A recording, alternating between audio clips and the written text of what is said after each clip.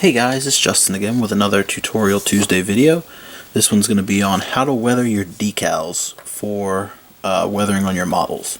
So, one of the most important things to remember is when you're weathering a kit, there's a lot more steps than just weathering or doing battle damage or things like that. And a lot of people kind of overstep or overlook and miss the simple things. And one of the simplest things that you can make a mistake and not do is weather your decals. I think decals add a huge amount of scale and detail to your models, and they help bring the piece to life. But in the same way, they can help accent your weathering, or they can help hurt your weathering. And the easiest way to explain that would be to think that warning markings are painted onto a surface, and typically that surface is going to be a clean surface.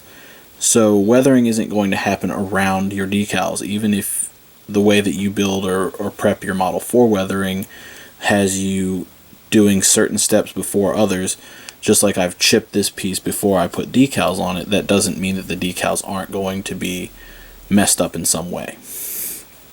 And when something gets blown up or something gets shot at, the decals are also going to be affected. It's essentially paint on that surface, even if it's actually a sticker in your representation. So there's two ways you can really go about weathering your decals. You can weather them before you apply them or after you apply them. The way you do it is entirely up to you. Okay, so when you decide to weather your decals before you place them on the model, it's important to make sure that you don't weather through the entire decal.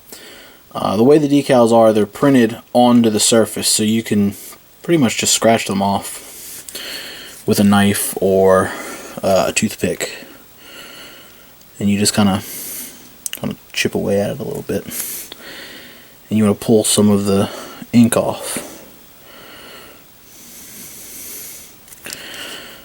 And this is probably the easiest way to do it. You just want to make it look as random as possible. Don't use the same direction. And there you go. So for regular warnings and stuff like that, it's really easy. And then again, you can use a toothpick and get the same kind of effect.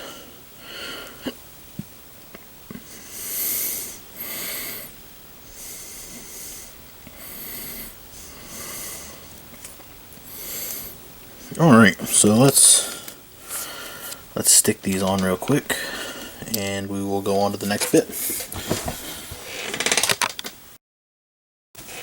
Okay, so if you decide to weather your decals after they've been placed on the piece, the easiest way to do that is to, well, first let's show off the ones that I've done already.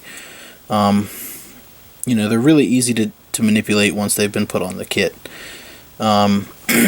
Excuse me. But sometimes you want to make sure that the placement is right before you go ahead and start tearing them up. And it's just the same process. You simply take the edge of your knife and you just kind of drag it along the decal very gently, and it'll pull off some of the warning. Very easy to do. Now, the only difference between doing decals after and before is if you do it after. If you weather the decal on the kit, you have to be a little bit more gentle. Beyond that, the process is the same. Now this is an interesting spot, and I saved this for last just so I can show kind of a point. You can see the weathering here in the lettering, and you can see the chip behind it. Now, you don't necessarily have to, first off, weather every single decal. But if you are going to weather them, you don't necessarily have to weather on every single spot. So, for this one, I do want to weather through this because it's a thin line of text. And you can see the chip behind it. So that makes it look more realistic when you do it like that. But over here, you can see that there's kind of chips around the circle. Not as big of a deal. You can kind of poke at it and pull little bits away, but there's no reason to remove it all the way, if at all. If you don't want to do it, you don't have to do it. And then the same thing goes for placing your decals. You can place your decals in a similar manner. You know, you can put your decals over chips and it won't really matter too much.